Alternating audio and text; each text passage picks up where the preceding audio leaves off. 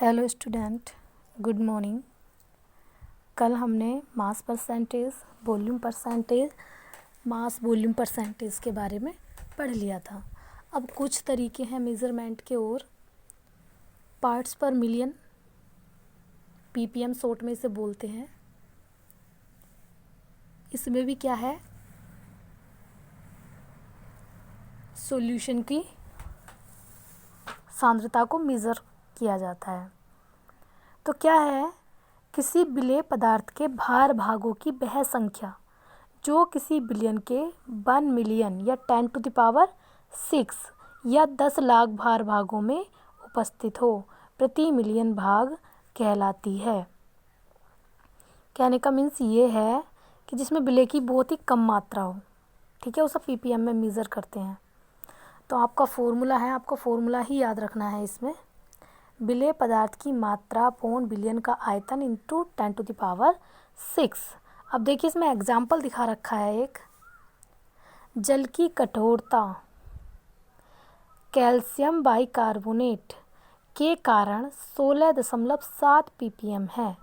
तो इसका अभिप्राय यह है कि 16.7 ग्राम कैल्शियम बाइकार्बोनेट 10⁻6 ग्राम कठोर जल में उपस्थित है। समझ गए? मीन्स कहने का ये है कि बहुत सारा जल है, 10⁻6 आयतन है जल का, और उसमें कितनी अशुद्धि उपस्थित है, 16.7 ग्राम। ठीक है, पीपीएम का मतलब समझ रहे हैं ना, जो जिसमें विलेय पदार्थ की मात्रा बहुत कम हो, ठीक है, उसे ही पीपीएम में मेज़र करते हैं। तो क्या है कि अगर मान लीजिए 16.7 ppm जल की कठोरता है, तो उसमें 16.7 ग्राम जो है कैल्शियम बाइकार्बोनेट उपस्थित है, और बिलियन का आयतन कितना होगा, 1 मिलियन, है ना। अगर ग्राम में लोगे तो 1 मिलियन भार होगा बिलियन का।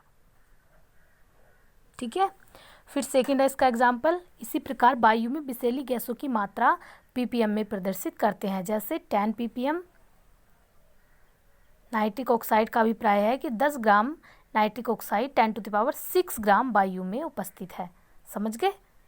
यहाँ आयतन जरूर लिखा हुआ है, लेकिन जो 10⁻6 लिखा हुआ है ये किससे में बदल रहा है, ग्राम में, भार में। ठीक है, तो ओवरऑल 10⁻6 ग्राम जल में जो कैल्शियम बाइकार्बोनेट है वो कितना उपस्थित है, 16.7 ग्राम। समझ में आ गया? ठीक है, आगे देखिए क्वेश्चन है, समुद्री जल के प्रति किलोग्राम में 5.8 × 10⁻³ ग्राम ऑक्सीजन घुली है, O2 की सांद्रता पीपीएम में ज्ञात कीजिए। तो देखिए ये विलेय का भार दे रखा है, ठीक है। अब जल का भार क्या होगा, किलोग्राम में है, तो ग्राम में परिवर्तित करेंगे तो कितना होगा, प्रति किलोग्राम है मतलब 1 किलोग्राम, तो 1 किलोग्राम को ग्राम में कन्वर्ट करेंगे तो 1000 ग्राम। तो बस ये यहाँ रख दी वैल्यू, निकाल दी वैल्यू। इसी तरीके से सवाल आते हैं। दूसरा है, 500 ग्राम टूथपेस्ट में F2 की मात्रा 0.2 ग्राम है पीपीएम। आपको मात्रा पीपीएम में निकालनी है, तो 500 ग्राम है,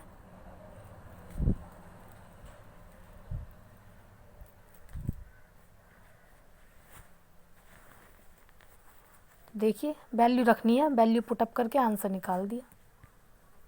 ठीक है, मतलब यह है कि जिसमें मात्रा कम हो विलेय की वो पीपीएम में मेज़र की जाती है। नेक्स्ट है मोल अंश या मोल प्रभाज। ये भी आपका मोस्ट है। मोल अंश में कुछ नहीं है। देखिए जैसा मान लीजिए आपका कोई सॉल्यूशन है, 2 अवयव से मिलकर बना है, ठीक है। कोई सॉल्यूशन आपका, उसमें 2 अवयव हैं, 3 भी हो सकते हैं, 4 भी हो सकते हैं, हम चलो 2 ही मानते हैं। एक ए है, एक बी है। अगर आपसे पूछ ले जाए कि अवयव ए का मोल अंश निकालिए, तो करना क्या है, जो ए के मोल है वो अपोन में रखना है, ठीक है, और बी के नीचे रखना है, बी के मोल, ठीक है, और इस वाला भी प्लस Na। कहने का मीन्स ये है कि अगर आपको किसी अवयव का मोल अंश निकालना है तो उसके मोल अपोन बिलियन के टोटल मोल, जितने भी उसमें अवयव हैं, ठीक है, तो उसका मोल प्रतिशत निकल जाता है। जैसे कि यहाँ पे देखिए आप, किसी एक मिश्रण में एक या किसी अवयव का मोलंश उस अवयव के मोल तथा मिश्रण में उपस्थित कुल मोलों की संख्या के अनुपात को कहते हैं। इसे एक्स से रिप्रेजेंट करते हैं। ये क्वेश्चन भी कई बार आता है, इस पर बेस्ड सवाल आते हैं। कुछ नहीं है, जिसका भी निकालना है उसके मोल ऊपर रखने हैं, बाकी बिलियन में जितने भी अवयवी पार्टिकल्स हैं, जितने भी कण हैं, उन सबके मोल से डिवाइड कर देना है। मोल प्रतिशत कुछ नहीं है, मोल अंश में 100 की गुणा कर दो तो आपका मोल प्रतिशत आ जाएगा। ठीक है, अब एक क्वेश्चन है आपका, 36 ग्राम जल, 46 ग्राम एथिल अल्कोहल तथा 32 ग्राम मैथिल अल्कोहल मिलाकर एक मिश्रण बनाया गया।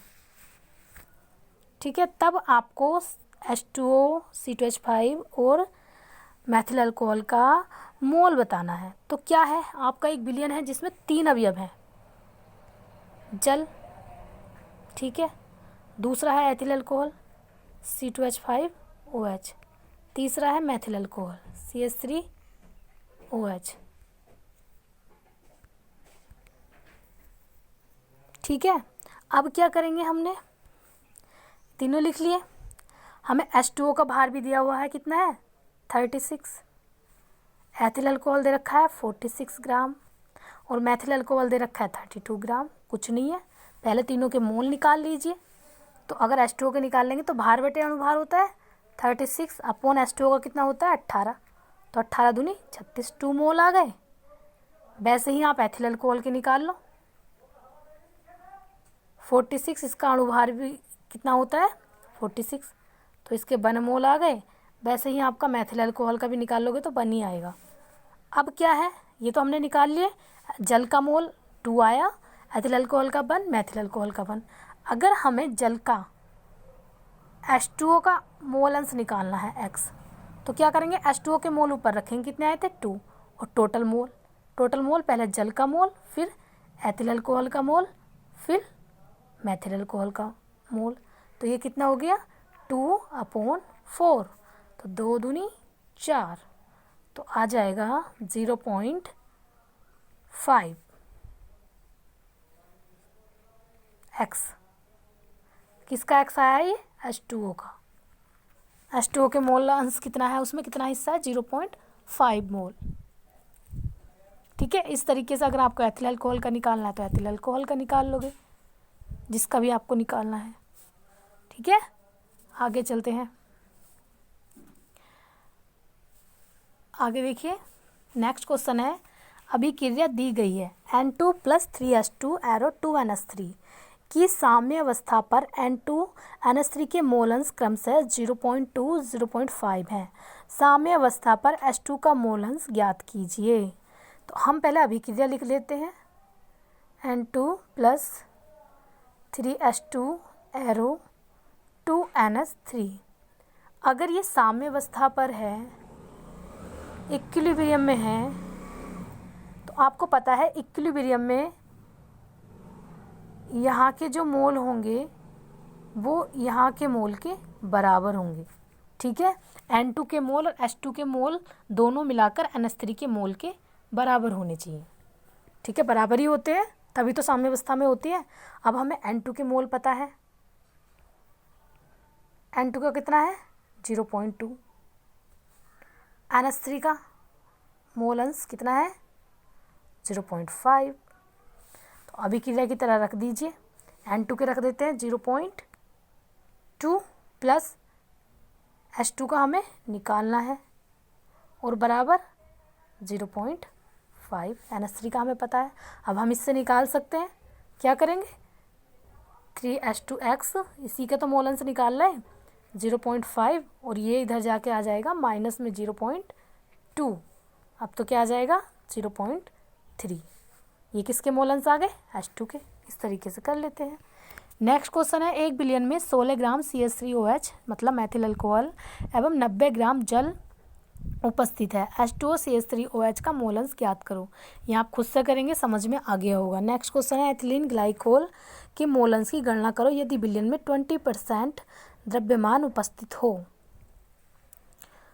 तो क्या है, इसमें क्या पूछा गया है, आपको एथिलीन ग्लाइकोल का फॉर्मूला होता है CH2OH CH2OH। उसके मोल अंश की गणना करनी है यदि विलयन में 20% द्रव्यमान उपस्थित हो। तो ये द्रव्यमान प्रतिशत दे रखा है, और द्रव्यमान प्रतिशत अगर 20% है तो इसका मतलब हमारा जो एथिलीन ग्लाइकोल है उस विलयन में कितना है, 20 ग्राम। यही तो था द्रव्यमान प्रतिशत। क्या था द्रव्यमान प्रतिशत? अगर 20% है तो द्रव्यमान प्रतिशत का फॉर्मूला होता था विलय का द्रव्यमान अपॉन विलयन का द्रव्यमान इंटू 100। यही तो होता था, है ना। तो इसी से क्या है हम निकाल लेंगे।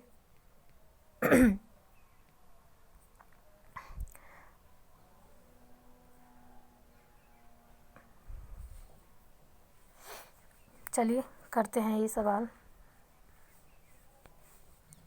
20% है द्रव्यमान प्रतिशत, तो इससे हमें पता चलता है जो 20 ग्राम है वो एथिलीन ग्लाइकोल है। मैं डायरेक्ट लिख रही हूँ फॉर्मूला C2H6O2।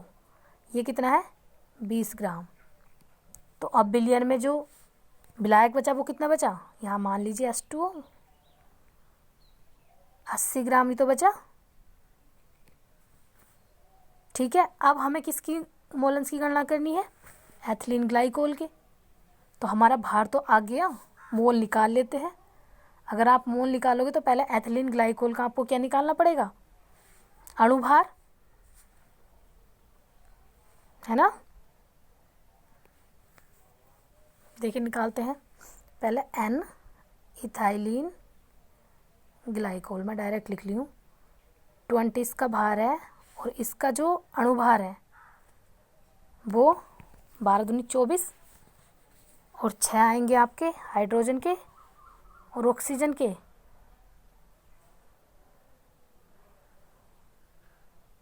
8 दूनी 16,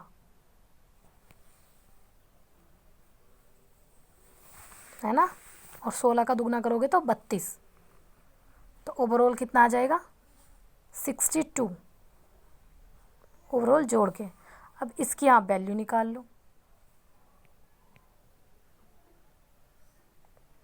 ठीक है, आप करके देखेंगे इसे।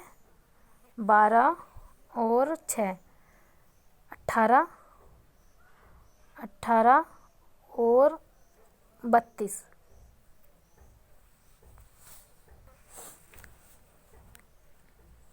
ठीक है, इसके जो मोल आएंगे वो 0.06 आएंगे। ठीक है, क्योंकि यहाँ पे लिखने में थोड़ी प्रॉब्लम होती है मोबाइल पर, आप इसमें ही देख लीजिए। ये देखिए, क्योंकि मैं लिख नहीं सब पा रही हूँ इसमें सही से। ये देखिए, ये एथिलीन ग्लाइकोल का इन्होंने निकाल रखा है अणुभार। कार्बन के 12 होते हैं, है ना, परमाणु भार। तो 12 दूनी 24। देखो यहाँ पे कर लेते हैं हम। 24 प्लस हाइड्रोजन के 6, ऑक्सीजन के 16 होते हैं, और 16 दूनी 32 क्योंकि 2 हैं। अब इसे जोड़ लो। 24 38, 8 4 12, 3 2 5 और 1 6, 62 आ गए। ठीक है, और इसका भार कितना था, 20। तो 62 से भाग दे के जो आएगा वो आपके इसके मोल होंगे। तो इसका मोल कितना आ रहा है, 0.32 आ रहा है। ठीक है, आप करके देख लेना, मैंने तो ऐसे ही बता दिया। फिर उसके बाद अगर इसके मोल अंश निकालेंगे तो हमें जल का भी तो वो निकालना पड़ेगा मोल, तभी तो निकाल पाएंगे मोल अंश। तो इसमें जल का मोल अंश जल का जो मोल दे रखा है वो है 80। तो इसका भार है और 18 उसके अणुभार होते हैं। तो 80 को 18 से भाग देनी है।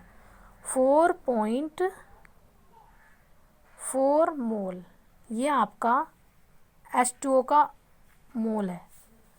ठीक है, अब आप देखिए, अगर हमें X इथाइलिन ग्लाइकोल निकालना है, मतलब इथाइलिन ग्लाइकोल का मोल अंश निकालना है, तो कितने मोल आए थे इसके, 0.32। अब टोटल एक तो इसका ही रखेंगे 0.32 प्लस 4.4। अब इसे सोल्व करके इसमें आ रहा है 0.06। ठीक है, इसके बाद ये नॉर्मलता वाला कल से करेंगे, क्योंकि इसमें तुल्यांकी भार के बारे में बताना होगा, निकालना।